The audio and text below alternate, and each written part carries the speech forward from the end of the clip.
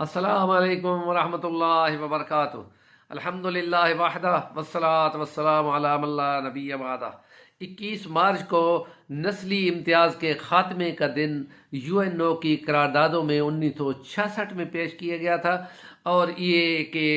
جو جینیاتی طور پر یہ سمجھا جاتا ہے کہ کچھ کو امتیاز حاصل ہے اور کچھ کو امتیاز حاصل نہیں ہے، کچھ کو سماجی فوائد یہ حاصل ہوں گے اور کچھ کو یہ سماجی فوائد حاصل نہیں ہوں گے، اس کی بنیاد پر انسانوں کو تقسیم کیا گیا تھا۔ تو یہ دن عالمی طور پہ امتیازی سلوک کے خلاف آگاہی کا دن ہے۔ ہم یہ کہتے ہیں کہ اسلام کے نقطہ نظر نے حضور پاک صلی اللہ علیہ وسلم نے یہ خطبہ حجۃ الوداع کے موقع پہ انسانوں کو جو منشور پیش کیا تھا، وہ منشور اقوام متحدہ کے عالمی منشور سے بھی اوپر ہے، اور اس کے لیے آپ نے فرمایا تھا کہ تمام انسان برابر ہیں، ایک باپ اور ایک ماں کی اولاد ہیں، اور ان میں کسی پہ کوئی فرق نہیں ہے، عربی کو اجمی پر، اجمی کو عربی پر، کالے کو سفید پر، سفید کو سرخ پر،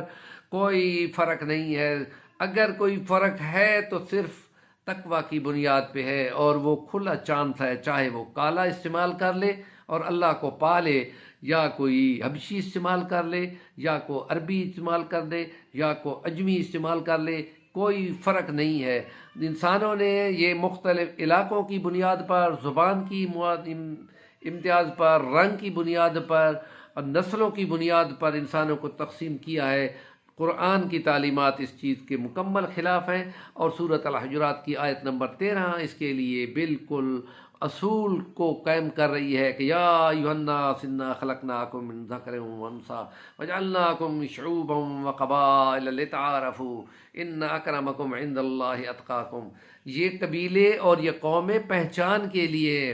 امتیاز اور فرق کرنے کے لیے نہیں ہے۔ یہ لوگوں نے جو اپنے طور پہ جینیاتی طور پر فرق بنا رکھے ہیں، یہ بالکل بے بنیاد ہیں، اور اس کی بنیاد پر کہ یہ براہمن ہے، یہ سر سے پیدا ہوا ہے، پیدا کرنے والے سے، پرما سے، اور یہ شودر ہے، یہ پیر سے پیدا ہوا ہے، یا یہ بالکل ہی نیچ ہے، یہ ہریجن ہے۔ اسلام کے نظریے میں پیغمبر صلی اللہ علیہ وسلم نے کوئی فرق نہیں کیا، اور آپ نے فرما دیا تھا کہ کوئی کسی پہ فخر نہ کرے۔ اور 10 جو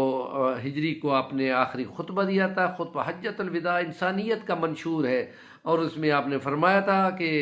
جیسے یہ آج کا دن مقدس ہے، یہ مقام مقدس ہے، یہ دن مقدس ہے، تو اسی طرح انسان کے حق بھی مقدس ہیں، اور اس کے لیے وہ فرمایا تھا کہ جنس کی بنیاد پر عورت سے بے حد غلط سلوک کیا جا رہا تھا اسلام کے پہلے، اور آپ نے اس کو ختم کیا، اور اس نے فرمایا کہ ان کو برابر حق دینا ہے، اور تم میں سے اچھا وہی ہے جو عورت کے ساتھ اور اپنی گھر والی کے ساتھ اچھا ہے، اور میں تم میں سے اپنے گھر والوں کے ساتھ زیادہ اچھا ہوں۔ اور یہ کہ غلاموں کے ساتھ اچھا سلوک کرو، جو خدا نے تمہارے ہاتھ میں دے دیے ہیں، جو چاہے وہ غلام ہے یا وہ ملازم ہے، ان کے ساتھ انسانیت کا سلوک کرنا اور ان میں زیادہ فرق نہ کرنا۔ اور اس لیے اسلام کی تعلیمات جو ہے وہ انسانوں کو برابر کرتی ہیں، تقسیم نہیں کرنے دیتی۔ لیکن یورپ کے اندر کالے اور سفید کا فرق ہے، ایون کہ ان کے چرچ بھی الگ ہیں، اور جنوبی افریقہ کے ساحلوں پر باقاعدہ بینر لگے ہوئے ہیں کہ یہ بیچ جو ہے ڈربن کے، ان بیچ کے اوپر کالے نہیں آ سکتے، یہ صرف سفیدوں کے لیے ہیں۔ تو رنگ کی بنیاد پر، یا کبھی کوئی میچ ہو رہا ان کا تو قوم کی بنیاد پر وہ باہم لڑائی کرتے ہوں اور ہزاروں بندے مارے جاتے ہوں، یہ چیز اسلام کی تعلیمات کے مکمل خلاف ہے۔ اسلام کا نظریہ جو ہے وہ انسانیت کو متحد کرتا ہے۔ خدا بھی ایک،